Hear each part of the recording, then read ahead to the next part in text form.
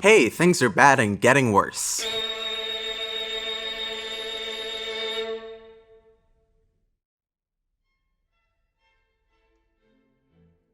The neoliberal paradigm most countries have been operating under for the past few decades has shifted us so far into a perpetually expanding inequality it has me literally wondering whether we are reverting into feudalism. Of course, this isn't your great-great-granddad's feudalism, but some novel and holy construct both precedented and unprecedented. A paradigm made possible through decades of the most efficient propaganda and socioeconomic stratification capital could muster. We probably won't see a return to the agricultural societies associated with feudalism, nor will we see its very specific land relations, but what we are seeing is a system of exploitation largely based in feudal models centered around one goal: secure control of the means of production for a new, ever-shrinking aristocratic class through massive state programs of wealth transfer from workers to capitalists. Now, a lot of you might be thinking, neoliberalism? Please, that term doesn't even have a meaning. So instead of trying to do the impossible in determining the true meaning of neoliberalism, I'll just define what I mean by it now so we're clear.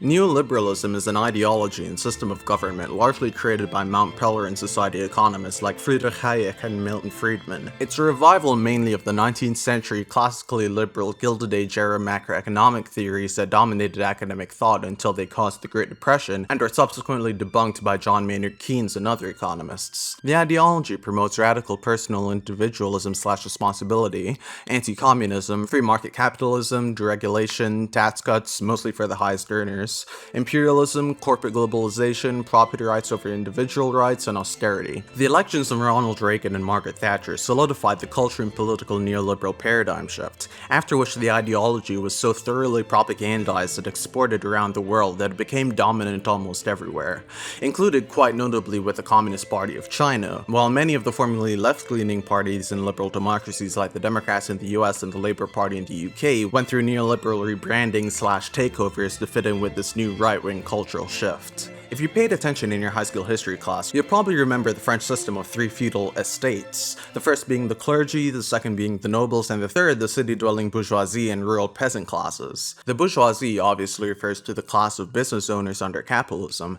and they make up today's second estate.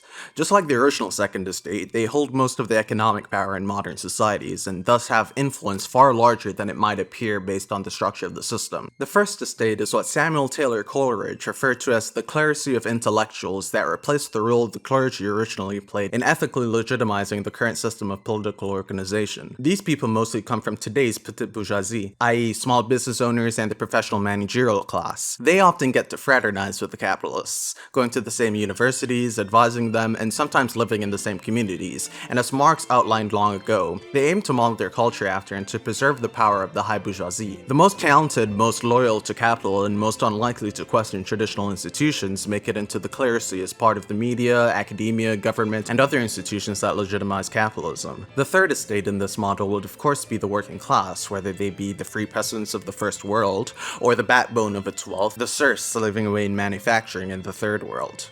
These institutions have always existed under capitalism, so you could try to fit them at any historical point into this model, but there are a few things that make neoliberalism trend particularly into neo-feudal models. In the US, Ronald Reagan laid the groundwork with his massive tax cuts for the rich in 1981 and 1986, leading to a downward spiral of the highest marginal tax rates over the following decades that's left most of the top 1% of wealth holders paying almost nothing in taxes today, and caused the debt and the deficit to increase to unprecedented proportions. This accompanies an astronomical increase in household debt. I mean, just look at this chart of Canadian household debt from 1990 to 2020.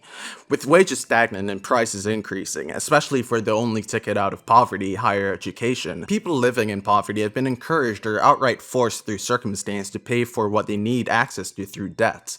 Simultaneously, the neoliberal consensus did away with the laws concerning speculation around debt with the repeal of the Glass-Steagall Act, which separated commercial and investment banking. This led to speculation on risky loans that eventually caused the subprime mortgage crisis and the recession of 2008. Corporate debt has also ballooned, going from 70% in 2007 to 92% in 2019, leaving companies with riskier and riskier debt-to-equity ratios that make mass defaults more inevitable in the event of some unforeseen event that causes people to become unable to pay their massive amounts of debt immediately, like, a deadly pandemic. This of course causes shutdowns, bankruptcies, and unemployment.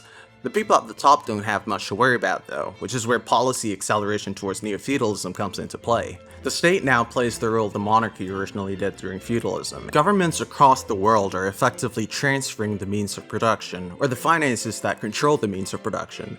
These recessions often end up being beneficial for the top 1% because twice now the American government has provided massive bailout packages to the wealthiest earners that essentially socialize their losses from the downturn while leaving the working class with almost no aid. This use of taxpayer money inevitably causes an increase in inequality, which is why Jeff Bezos has about doubled his net worth since the start of the pandemic as unemployment skyrockets and more Americans become food and housing insecure. These wealthy elites become feudal vassals of the state in exchange for loyalty, but instead of loyalty in times of war, under neoliberal capitalism, it is the loyalty of campaign contributions and other forms of legalized bribery to legitimize the current order, the loyalty of stopping business flight to tax havens, and the loyalty of friends met at the top universities capitalists buy themselves into, who eventually become government representatives. You know, just like how the nobles befriended the monarch under feudalism.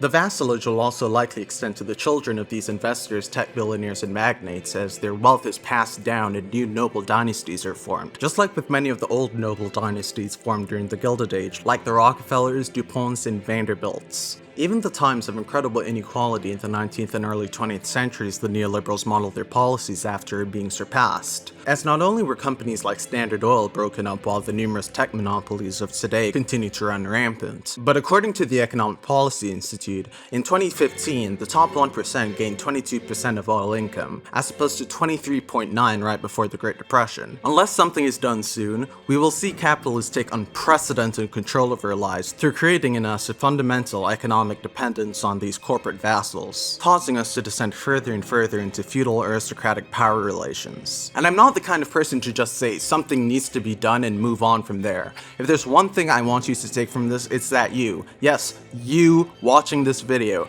have the power to join forces with others who struggle through this horrible economy like you do and say enough is enough, especially if you're not in an extremely precarious situation where striking could mean the difference between life and death. We have to resist this neo-feudal transfer of wealth through non-violent revolution, overthrowing the government and rebuilding it from scratch to serve the working class. And the best way I know to non-violently create a massive societal shift is through a general strike, which means we all, no matter what industry we're in, stop working, stop paying rent, and get out into the street to protest until something is done. Please consider joining the cause and check out genstrike.org for more information on how you can get involved with changing this broken system from the bottom up.